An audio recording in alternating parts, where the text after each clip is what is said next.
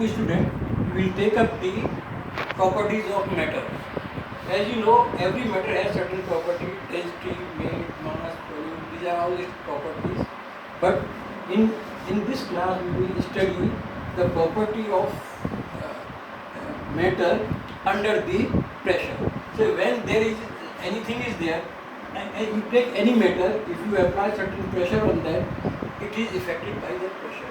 What is affected, that its shape or size changes. You take anything, you compress it, apply certain force, then it will get, the size of the matter will change to something else. For example, if there is a bubble or ball or a rubber ball is there, you apply pressure on this, so it will get compressed. Similarly, if you apply pressure from inside, it will expand it. So what we wanted to say, if we apply any force on anything, its shape and size changes. Now we will take up the special case. Say for example, we have a rubber string here, and we applied a force. It will get stretched, and if you remove that force, it will come back again to the same position. This particular property of solid, we will study this particular property in detail, and this property is called elasticity. What is elasticity? Elasticity is the property by virtue of which the body tends to regain its original shape after removing the external forces. Means when we apply external forces to this thing, it will change its size. When we remove that force, it will come back to this size. So this is called elasticity. Rubber is a very common elastic material. Even with a very small force, it will expand, and you remove that force, it will come back to same size. Believe it or not, if you have a steel wire, you have a steel wire, apply certain weight here, some force or some weight, it will extend. Though it's very less, but it will definitely extend, and you remove this will come back. But it not always happens. Okay, whatever amount of weight you apply to certain thing, and it will come back to same position. So actually what happened? Say for example, you take a small coin or any metallic thing, and you hammer it. What is hammering? Hammering is applying too much force.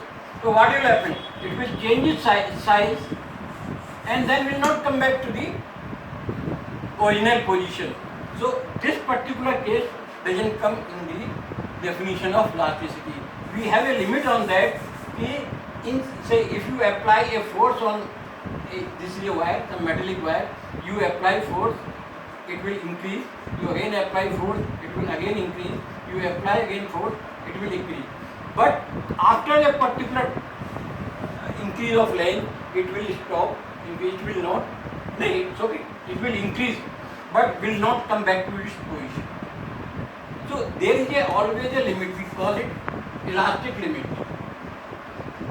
Elastic limit is that limit of extension after which the elastic material does not come into its original position. So there is a very important term. First is what is elasticity. Second is elastic limit. It's important. Third is we have deforming force. Deforming force means the force which is applied on a certain thing. What happened actually? You can take this example. Say this is how a material can be seen. These are the atoms of the material which are bounded with each other with certain forces. This is represented by this spring. So for example, if I disturb this, I apply force on this, I will disturb this molecule or atom, so it will deform. After deform, say the force which I am applying is called deforming force, and due to this deforming force, there is an internal force developed due to this that attraction of different molecules, that is called restoring force. We apply a deforming force of exercise. By this deforming force, due to this unique structure of material, a internal restoring force is developed, which brings back the molecule in its original position. If I move it to this position, this will be stressed, then this will be compressed. There is a force which will keep this thing this way. There will be force in this spring, will push it this back, so that it will come to its original position. So a internal force is always developed inside the material when a deforming force is applied, and normally this internal force and deforming force is equal. So deforming force is causes the body to change its configuration. Yeah, it may not change it, it may change its shape, it may change its just position. For example, if we have a box like that, we apply this force there, so it will not change anything except it will be slightly oblique. So there may be different type of change in the shape that we will take into that. So now, elastic limit, we have the elastic behavior. Now there are certain things we does not have this elastic behavior. So elastic material is that material which comes back in original shape after removing the deforming force, but within the elastic limit. But there are certain material, if you apply external force, deforming force on that, they will not come back to their position. Say for example, take a clay और आपका आटा जो आटा मलने के बाद में what happen if you have that आटा, you compress it, apply certain force, it will just change its shape but will not come back into the original position. So those material which are elastic material which come to the original position, and those material which does not come to the original position after applying the deforming force are called plastic material. So plasticity and plastic material. So plasticity and elasticity are two different properties, two opposite properties of a material. Now let us come to some technical points on that.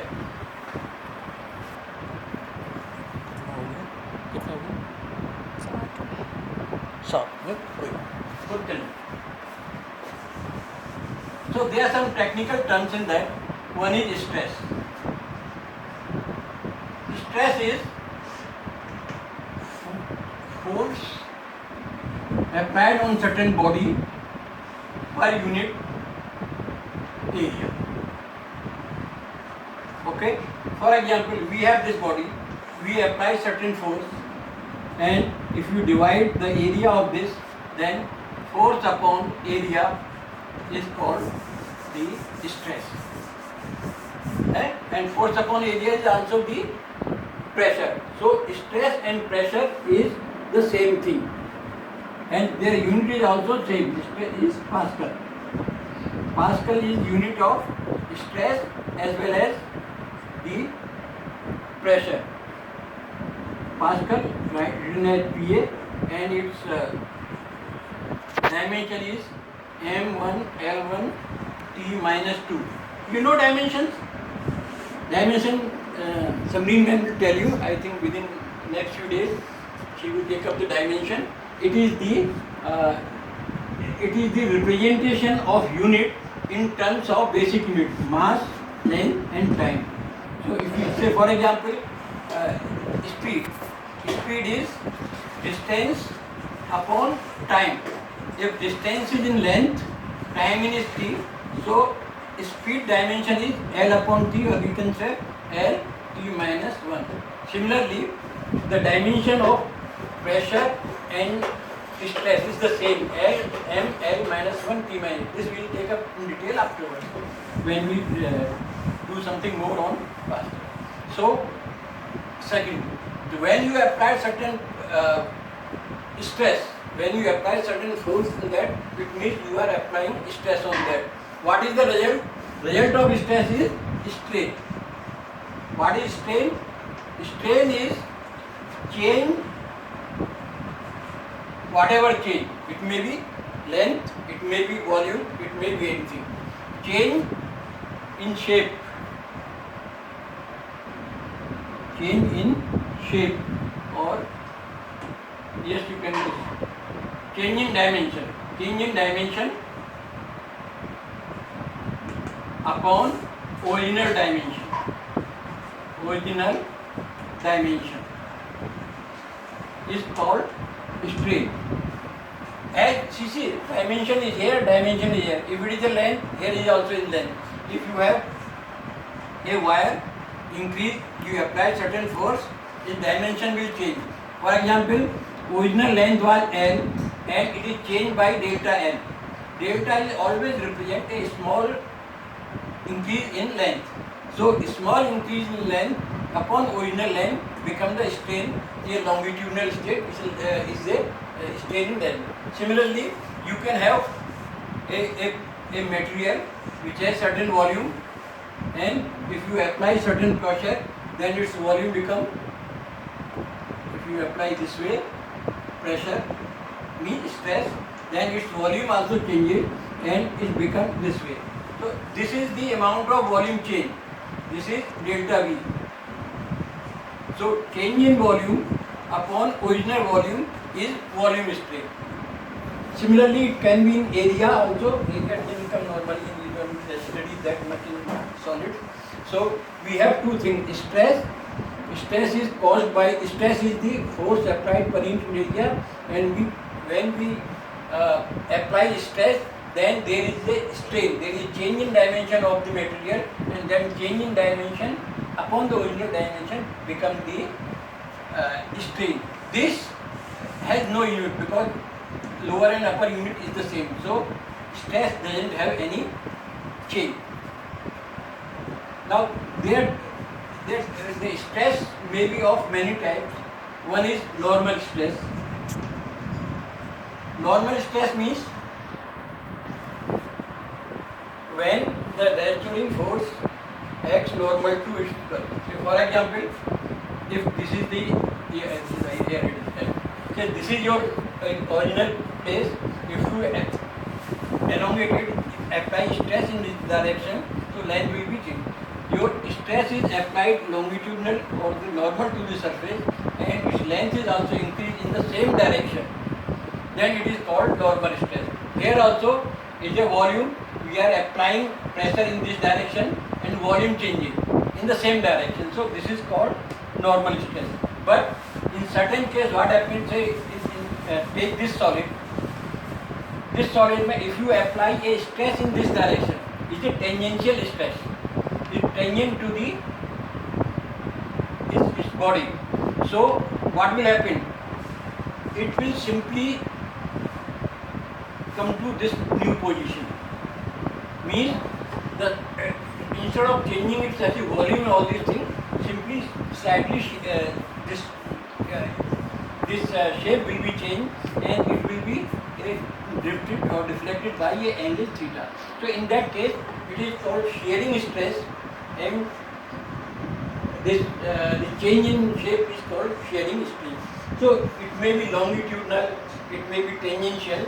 So there are so many types of things. All this material I have already sent to you through notes yesterday. So take care of that.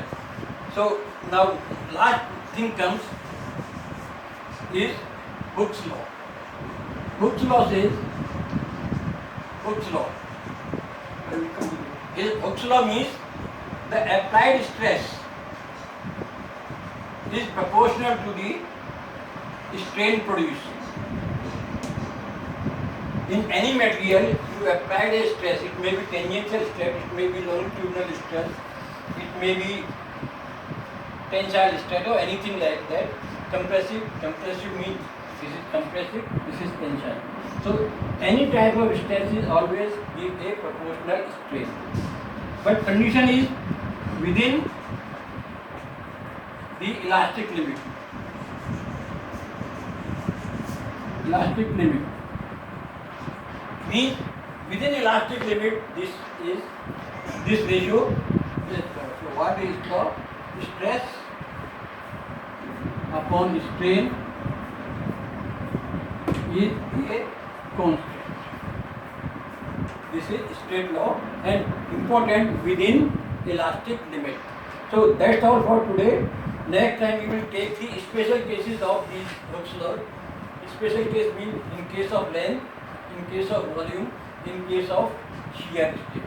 So all these details will take up in lesson. But please join and come my classes. Today nobody has come to the classes. That's why I have to give this, and I will send to you individually to everybody. And please note down it. Note down on your notebook and show it to me on the next Monday. Say Monday is your class 12 o'clock. Monday your class will be all 12 o'clock. Thank you very much. That's all.